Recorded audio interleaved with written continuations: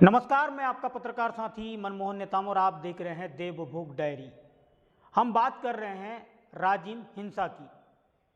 छत्तीसगढ़ का प्रयाग कहे जाने वाले छत्तीसगढ़ का त्रिवेणी संगम राजिम में इन दिनों राजिम कुंभकल्प मेले की शुरुआत आगाज हो गई है और राजिम से महज 12 किलोमीटर की दूरी में बसा है दुधकैया गांव, जहां पर दो समुदाय में हिंसक झड़प हुई और झड़प इतनी कि पूरे मामले पर अब सियासत भी हो रही है, राजनीति भी हो रही है। दरअसल राजिम के दुधकैया गांव में दो पक्षों में झड़प हुई, आगजनी हुई, पत्थरबाजी हुई, पुलिसकर्मी लहूलुहान हुए और कुछ ग्रामीण भी पूरे इस घटनाक्रम में भर्ती हैं, उनका भी इलाज चल रहा है, घायल हैं। हैरानी की बात यह है कि एक साल पहले दुधकैया गांव में दो पक्षों में धार्मिक भावनाओं को ठेस पहुंचाने के मामलों में मामला थाना तक पहुंचा था।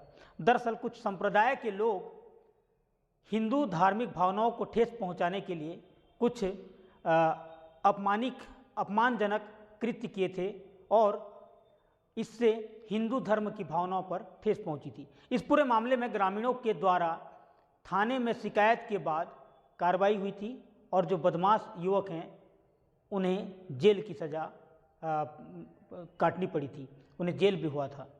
लेकिन जब वह आरोपी या यूं कहूं वह जो असामाजिक तत्व के लोग हैं जब जेल से वापस आए, वापस आने के बाद अपने खिलाफ गवाह देने वालों के साथ मारपीट, चाकूबाजी एवं अन्य कृत्य करना शुरू कर दिए। मामला तब बिगड़ा जब 1 फरवरी के दिन, जिस दिन राजिम कुंभकल्प मेले की शुरुआत हुई, उस दिन दोनों पक्षों में खूनी संघर्ष हो गया।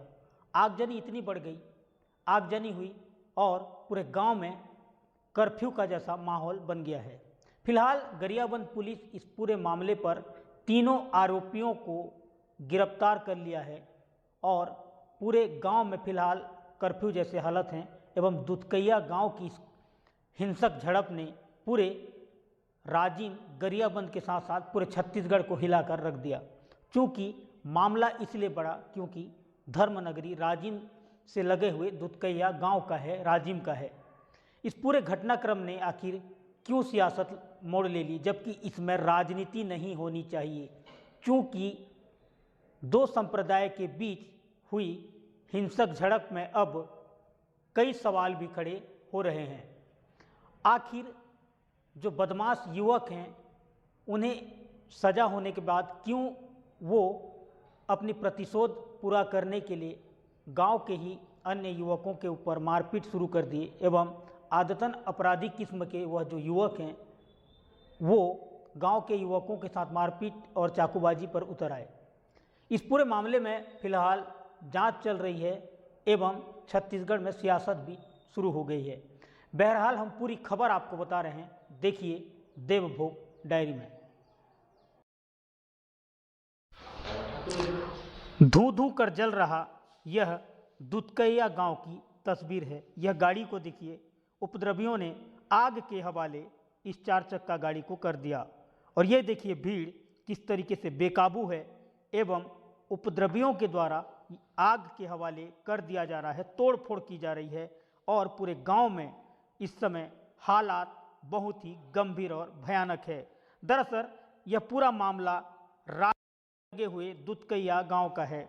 बड़ी संख्या में पुलिस बल तैनात है और पूरे माहौल को काबू करने की कोशिश की जा रही है। ये देखिए पूरी तस्वीर किस तरीके से वाहनों को आग के हवाले कर दी गई है एवं वाहन राख में तब्दील हो गई है। आग इतनी भयावह रूप ली है कि पूरा गांव जल रहा है, पूरे गांव के घर जल रहे हैं। ये देखिए पूरी तस्वीर किस तरीके से गांव जल रहा है और मौके पर बड़ी संख्या में पुलिस बल तैनात है। राजिम के दुधकैया गांव में रविवार की रात ऐसे ही उपद्रव हुआ। दो पक्षों में खूनी संघर्ष देखा गया और मौके पर बड़ी संख्या में पुलिस बल तैनात की गई। ये देखिए किस तरीके से आग लगी है, घरों में आग लगा है और घर जलकर राख हो रहा है। पूरे मामले को मैं आपको विस्तार से बता रहा हूँ, देखिए इस पूरे मामले की पूरी खबर और पूरी जानकारी। दरअसल 2024 अप्रैल माह में गांव के में स्थापित शिवलिंग को क्षतिग्रस्त किया गया, जिसके बाद इस पूरे मामले पर आरोपी आरिफ खान को गिरफ्तार कर लिया गया और गांव में विवाद की स्थिति निर्मित हो गई। आरिफ खान जैसे ही जेल से वापस आया तो वो अपनी प्रतिशोध की आग बुझाने के लिए, बदला लेने के लिए उसके खिलाफ गवाह देने वाले आरोपियों को मारपीट शुरू कर दी, चाकूबाजी शुरू कर दी, जिसके बाद पूरा गांव भिड़ गया एवं आरोपी के द्वारा जिस तरीके से गांव के युवकों को चुन चुन कर मारपीट की जा रही थी, तो पूरे गांव के लोग आक्रोशित हो गए एवं इस पूरे मामले पर फिर विकराल रूप ले लिया एवं गांव में हिंसा बढ़ गई। हिंसक तस्वीर देखी जा रही है पूरे मामले पर और पूरा गांव में फिलहाल शांति बना हुआ है, क्योंकि पूरे मामले पर 3 आरोपियों को गिरफ्तार कर लिया गया है एवं चप्पे चप्पे पर पुलिस के बल फिलहाल तैनात किए गए हैं।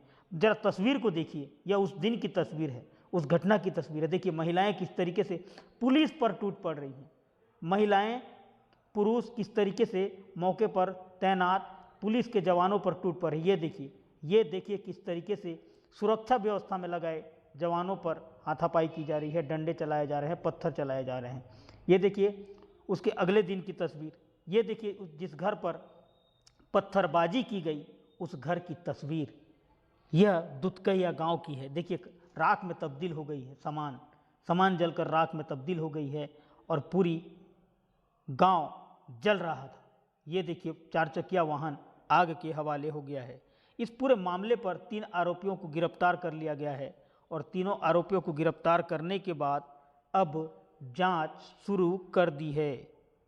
किस तरीके से दुधकैया गांव में हिंसा इतना बड़ा रूप ले लिया, यह साफ तौर पर इस तस्वीरों में दिख रहा है और पूरे मामले को अब तक पूरे मामले की जांच की जा रही है।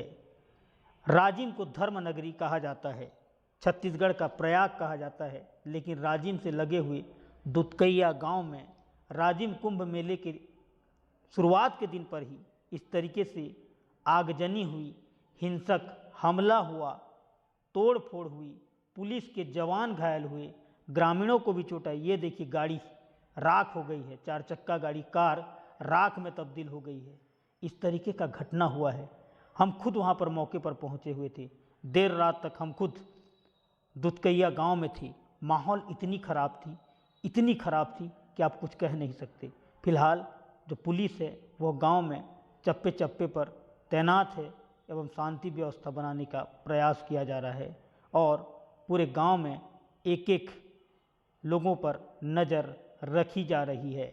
यह दुधकैया गांव की तस्वीर है, जहां पर धार्मिक भावनाओं को ठेस पहुंचाने वाले आरोपी के खिलाफ कार्रवाई हुई थी, जेल भेजा गया था। ये देखिए गिरफ्तार कर फिलहाल ये तीनों युवक को गिरफ्तार कर लिया है राजिम पुलिस ने और ये तीनों युवक ही हिंदू धर्म को ठेस पहुंचाए थे, हिंदू धार्मिक भावनाओं को ठेस पहुंचाए थे, शिवलिंग पर तोड़फोड़ की थी और फिलहाल पूरे मामले पर राजिम पुलिस ने कार्यवाही शुरू कर दी है।